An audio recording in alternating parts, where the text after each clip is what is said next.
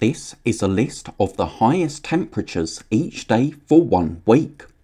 How many degrees warmer was it on the hottest day than on the coldest day?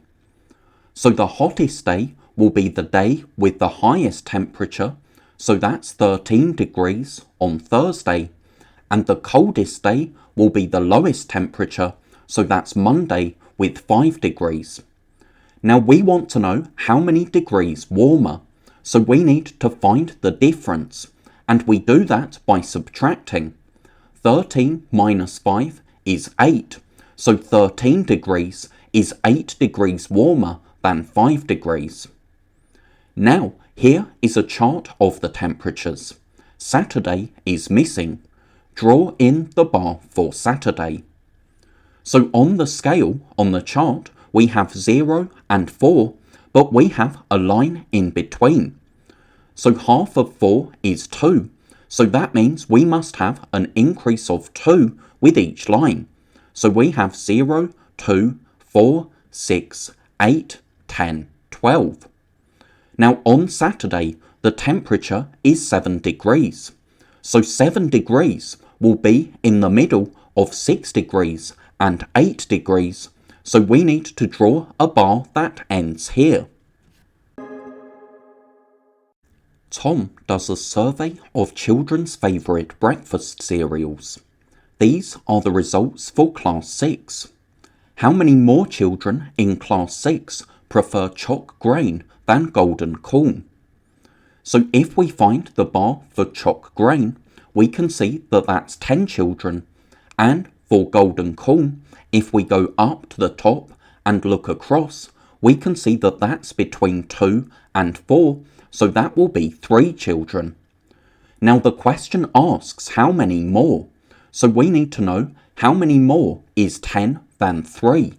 So we need to find the difference, and we do that using subtraction.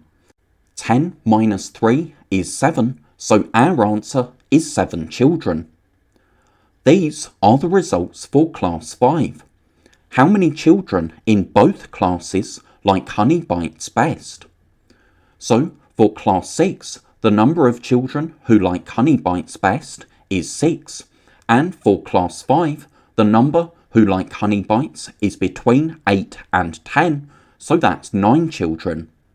Now we're asked how many children in both classes.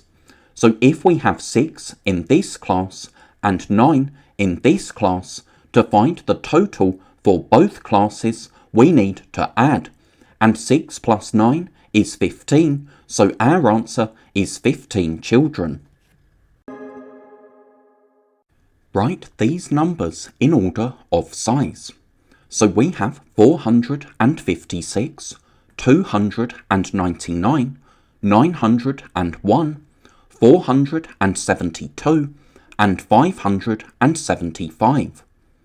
Now when we're comparing numbers, we start by comparing the largest place value.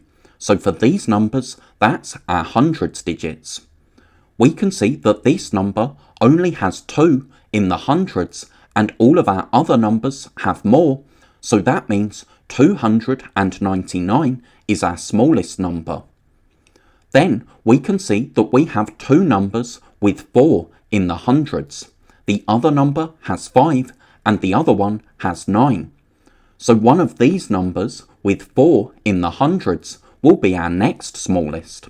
So that's either 456 or 472. So they have the same hundreds digit, but if we look to the tens digit, this number has 5 and this number has 7. So this number with only 5 in the tens, 456, will be the next smallest, and then this number with 407 tens, 472, will be next. Then we can see that the numbers we're left with are 901 and 575. So 575 will be next because it has a smaller hundreds digit, and that means our largest number will be 901. Put these times in order, starting with the shortest. So we have 5 minutes, 20 seconds, 1 minute, and 100 seconds. So some of our times are given in minutes and some in seconds. But to compare times, we need them to be the same.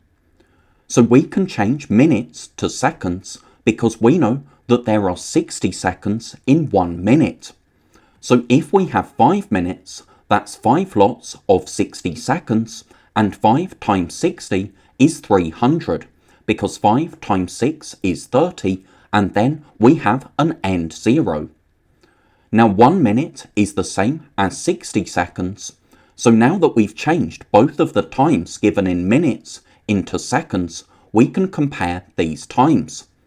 The shortest time will be 20 seconds.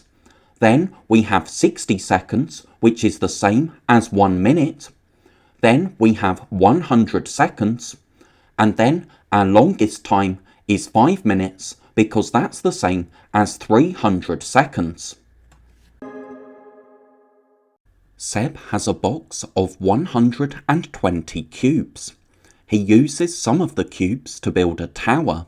77 cubes are left over. How many cubes has he used? Well, here we need to find the difference between the number he has left over and the number he started with.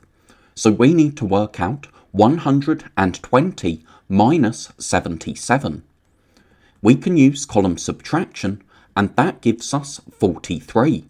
So he's used 43 cubes.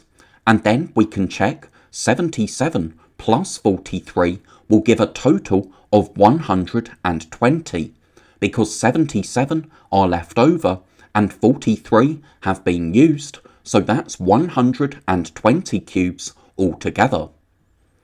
Now Seb has 77 cubes left over. He builds 2 more towers. One tower uses 18 cubes and the other uses 35 cubes. How many of his 77 cubes has he got left now? Well, first, let's find out how many cubes he uses altogether to build his 2 towers. So work out 35 plus 18. That gives us 53. So he had 77 cubes and used 53 cubes. So to find out how many he has left, we need to subtract what he's used from what he started with. And 77 minus 53 is 24. So he has 24 cubes left. These clocks show the start and finish times of a TV program. For how many minutes does the program last? Well, at the start, we can see that the minute hand, the long hand, is on the 12, so that's an o'clock time, and the hour hand is on the 7, so the program starts at 7 o'clock. And now, to see when the program finishes, we can see that the hour hand, the shorthand, has gone past the 7, and the minute hand is on the 9. If the minute hand is on the 9, we need to multiply 9 by 5, because we multiply the minute hand number by 5 to work out the number of minutes. And 9 times 5 is 45, so that means the program finishes at 7:45. So if it starts at 7 o'clock and finishes at 7:45, that means that the program lasts 45 minutes. Write the missing number. 55 plus 45 equals 120 minus what? So remember, we need the value to be the same on both sides of the equal sign. So first, let's work out 55 plus 45. That gives us 100. So now 100 equals 120 minus what?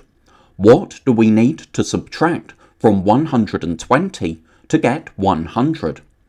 Well, 120 minus 20 is 100, so our missing number is 20.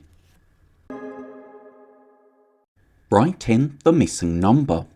1 plus 10 plus what equals 100?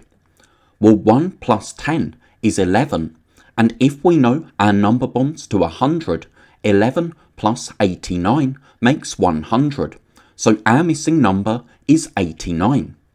And we could work that out, because if we have a missing number addition, we can use subtraction to find our missing number.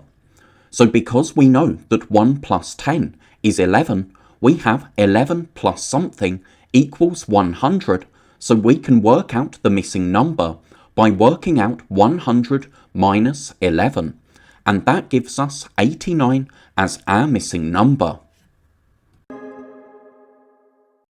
Write these amounts of money in order of size, starting with the smallest amount. So we have £5.40, £0.65, so that's the same as 65 pence. Then we have 72 pence, which could be written as £0.72.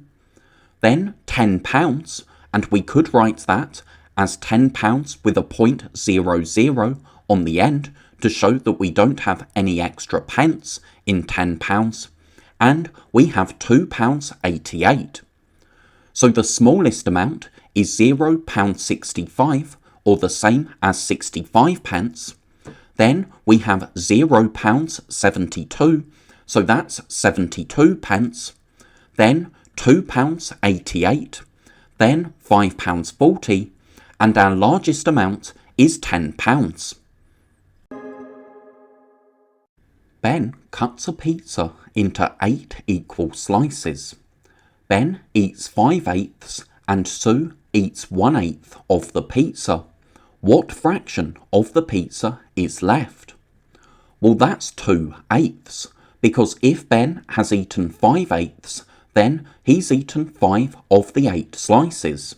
And Sue has eaten 1 of the 8 slices, so they've eaten 6 out of 8 slices together, and that means there's 2 slices, so 2/8 of the pizza that is left. So we can draw a bar model and show that Ben has eaten 5/8, so that's 5/8 in blue, and Sue has eaten 1/8, so that's 1/8 in red. We can see that what we have left is this part here, and that's 2/8. 5/8 plus 1/8 is 6/8, and then we need 2 more eighths to make 8/8 altogether. Because remember, if the numerator and denominator are the same, then we have 1 whole, and they're sharing 1 whole pizza.